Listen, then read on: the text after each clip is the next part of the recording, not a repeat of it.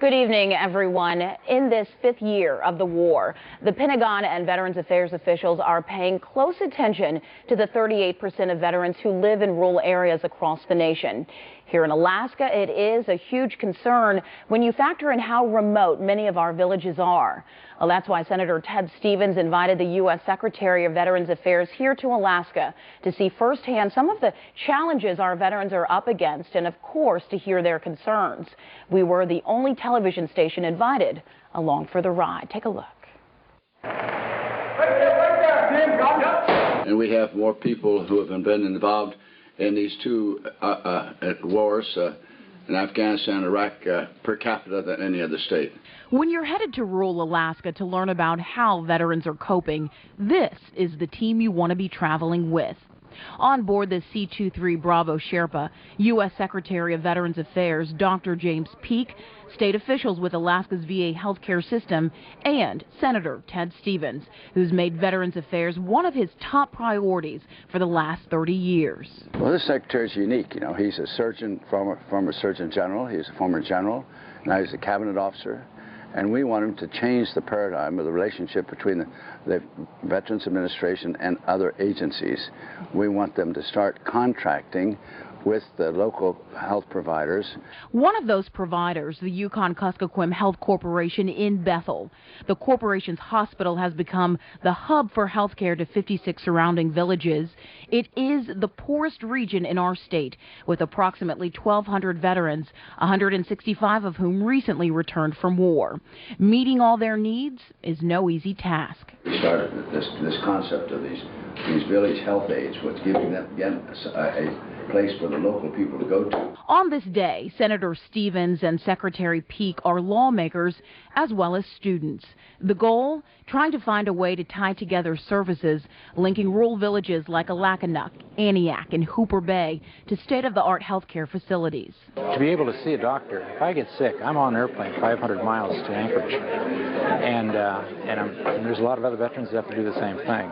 And I'd like to be able to go right here in town. Make no mistake, Bethel continues to make strides, especially when it comes to psychiatric counseling in Bush, Alaska. 6 weeks ago, the corporation started telemedicine.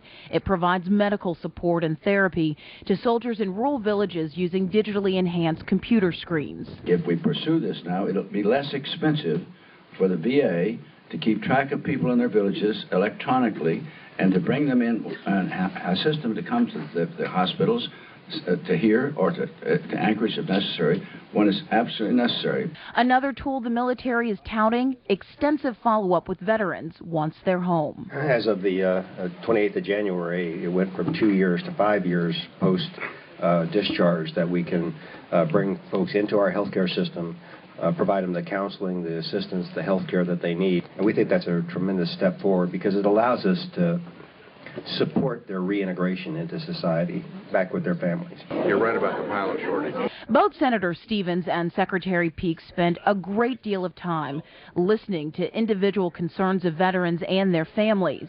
And Senator Stevens makes no bones about offering up personal advice. If you don't have pilots in those commuter planes, they're not going to get the post office, they're not going to get the bypass mail, then they're not going to get transportation to town. You've got to have those pilots.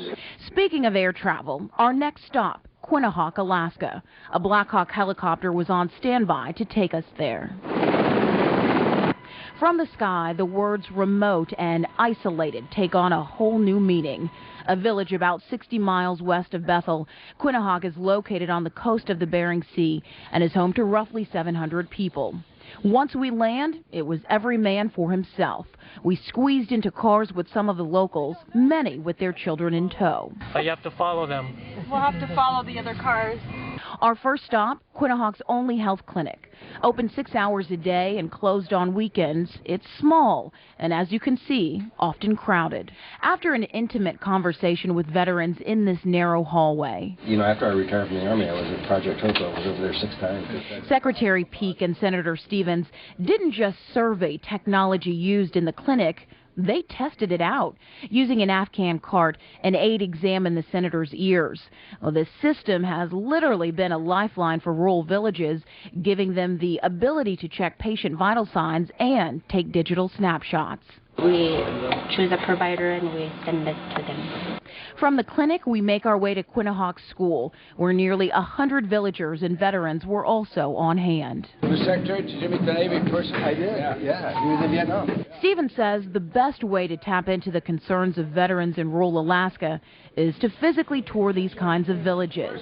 After sharing war stories and spending time with the wives of several veterans, it was time to make our way back to Bethel and then home to Anchorage, with the understanding that assisting Alaska's more than 70,000 veterans will be an ongoing challenge.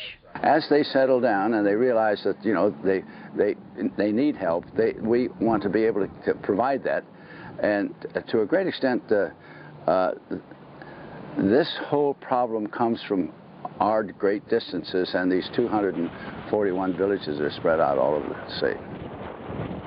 And because, again, there is a large percentage of veterans nationwide living in rural areas, the U.S. Secretary of Veterans Affairs has established a Rural Health Advisory Council to help look at the issue, specifically with Native Americans and Alaska Natives. But tonight, two Democrats who want Senator Stevens' job are attacking his commitment to veterans. As CBS 11's Matthew Simon tells us live from the newsroom, the attacks come over the senator's support for what's known as the GI Bill. Bring us up to speed, Matthew. Well, Reagan, right now a so-called 21st century version of the Veterans GI Bill is making its way through Congress. If it eventually becomes law, it will do several things: repeal certain taxes military families have to pay, give veterans more health care, education, and job training, and also increase National Guard and other reserve troop support. At issue is if Stevens himself supports this legislation. Both Mayor Mark Begich and Ray Metcalf call a key part of their veterans' plans. With the thanks of a grateful nation, soldiers return home. But many of them say the benefits they deserve are often forgotten. That's why a majority of lawmakers are pushing to make a new GI Bill law. You make serious change by passing a new bill. You know, the act that's up right now, that Stevens doesn't favor and McCain has come out against. At the end of the day, Senator Stevens did vote for the bill, but 2 days later in the newspaper up in Fairbanks, he suggested that there should be major changes to that bill, and I would totally disagree with that. But Stevens says he fully supports the GI Bill, and comments like Begich's are taking what changes he was talking about out of context. Some of us are a little I did vote for it, but we're disappointed that it doesn't contain some of the provisions that we wanted. One of the provisions we wanted was a new concept of transferability. Many of the veterans have already had the education they want or don't want to pursue any further education. We want to have those education benefits transferable to their spouse or their children. And the quote said that he wanted major changes, and then it's followed up by saying that giving that much benefit will reduce the ability to recruit or people to re-enlist. You can draw your own conclusion. The GI Bill is the first part of Mayor Begich's veteran platform and the major component of Ray Metcalf's. Begich also says he will push for greater medical access when veterans return from war, something both he and Metcalf feel strongly about because of a condition known as post-traumatic stress disorder.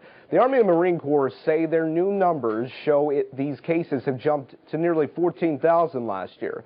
The candidates say after comments Secretary Peake made this weekend, they're disappointed in his PTSD understanding.